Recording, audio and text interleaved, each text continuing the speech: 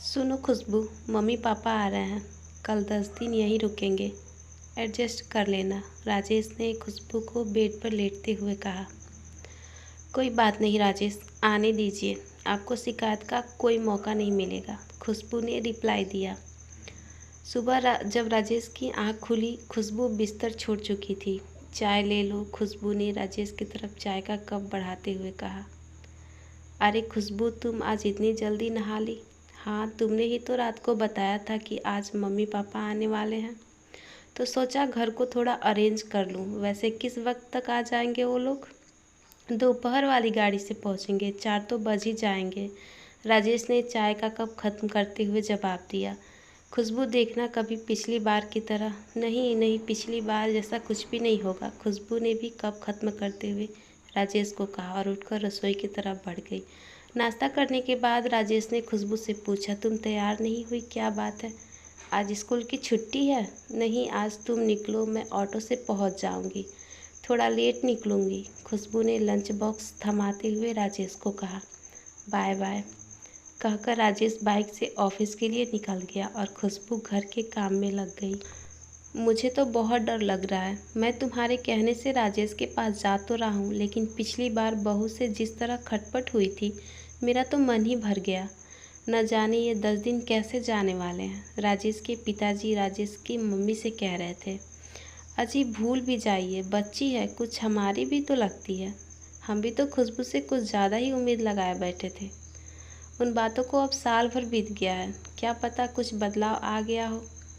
इंसान हर पल कुछ नया सीखता है, क्या पता कौन सी ठोकर किसको क्या सिखा दे, राजेश की माँ ने पिताजी को हौसला देते हुए कहा। दरअसल 2 भाइयों में राजेश बड़ा था और श्रवण छोटा। राजेश गांव में 10वीं करके शहर आ गया आगे पढ़ने और श्रवण पढ़ाई में कमज़ोर था, इसीलिए गांव में ही पिताजी का खेती बाड़ी में हाथ बटाने लगा। राजेश बीटेक करके शहर में ही 20,000 रुपये की नौकरी करने लगा। खुशबू से कोचिंग सेंटर में ही राजेश की जान पहचान हुई थी। यह बात मम्मी पापा को राजेश ने खुशबू से शादी के कुछ दिन पहले बताई। पिताजी कितने दिन तक नहीं माने थे इस रिश्ते के लिए, फिर भी बड़ा दिल रखकर जब पिछली बार राजेश और खुशबू के पास शहर आए थे तो मन में बड़ी उमंगें थी, पर 7-8 दिन में ही खुशबू के तेवर और बेटे की बेबसी के चलते वापस गांव की तरफ हो लिए। अरे भगवान, उठ जाओ, स्टेशन आ गया, उतरना नहीं है क्या? राजेश के पिताजी की आवाज़ में माँ की नींद टूटी। सामान उठाकर दोनों स्टेशन से बाहर आ गए और ऑटो में बैठकर दोनों राजेश के घर के लिए रवाना हो गए। घर पहुँचे तो खुशबू घर पर ही थी। जाते ही खुशबू ने दोनों के पैर छुए, चाय पिलाई, नहाने के लिए गर्म पानी किया। पिताजी नहाने चले गए और खुशबू रसोई में खाना बनाने लगी। थोड़ी देर में राजेश भी आ गया। फिर बैठकर सबने थोड़ी देर बातें की और खाना खाया। अगले दिन सुबह 5 बजे पिताजी उठे तो खुशबू पहले ही उठ चुकी थी। पिताजी को उठते ही गर्म पानी पीने की आदत थी। खुशबू ने पहले से ही पिताजी के लिए पानी गर्म कर रख दिया था। नहाने धोकर पिताजी को मंदिर जाने की आदत थी। खुशबू ने उनको जल से भरकर लोटा दे दिया।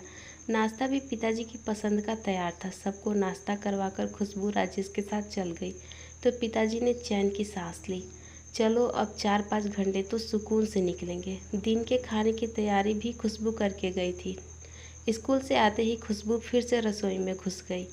शाम को वे दोनों लेकर खुशबू पास के पार्क में गई। वहाँ उसने हमारा परिचय वहाँ बैठे बुजुर्गों से करवाया। अगले दिन संडे था। खुशबू, राजेश और वे दोनों चिड़ियाघर देखने गए। हमारे लिए ताज्जुब की बात यह थी कि प्रोग्राम खुशबू ने बनाया था।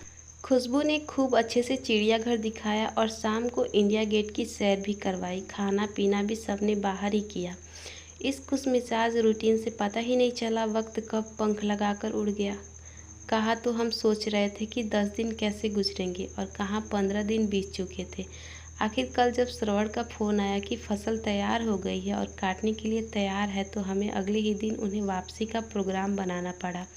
रात का खाना खाने के बाद वह कमरे में सोने चले गया तो खुशबू कमरे में आ गई। उसकी आंखें आंसू से बह रहे थे।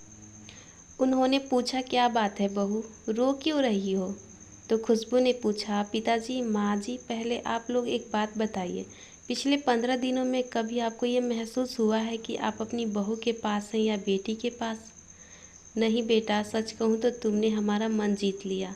हमें किसी भी पल ये नहीं लगा कि हम अपनी बहू के पास रह रहे हैं। तुमने हमारा बहुत ख्याल रखा, लेकिन एक बात बताओ बेटा, तुम्हारे अंदर इतना बदलाव कैसे आया? पिताजी, पिछले साल मेरे भाई की शादी हुई थी। मेरे मायके की माली हालत बहुत ज़्यादा ही बढ़िया नहीं है। इन छुट्टियों में जब मैं वहाँ रहने गई तो मैंने अपने माता पिता को एक एक चीज़ के लिए तरसते देखा। बात बात पर भाभी के हाथों तिरस्कृत होते देखा। मेरा भाई चाहकर भी कुछ नहीं कर सकता था। मैं वहाँ उनके साथ हो रहे बर्ताव से बहुत दुखी थी। उस वक्त मुझे अपनी करनी याद आ रही थी कि किस तरह का सलूक मैंने आप दोनों के साथ किया था। किसी ने यह बात सच्ची कही है कि जैसा बोओगे वैसा काटोगे। मैं अपने माँ बाप का भविष्य तो नहीं बदल सकती, लेकिन खुद को बदलकर मैं ये उम्मीद तो अपने आप में जगा ही सकती हूँ कि कभी मेरी भाभी में भी बदलाव आएगा और मेरे माँ बाप भी सुखी होंगे। खुशबू की बात सुनकर उनकी आंखें भर आईं। बहू को खींचकर गले से लगा लिया। हाँ बेटा, अवश्य एक दिन अवश्य ऐसा होगा। खुशबू अभी रोए जा रही थी। उसकी आंखों से जो आंसू गिर रहे थे वो शायद उसकी पिछली गलतियों के प्रायश्चित के आंसू थे।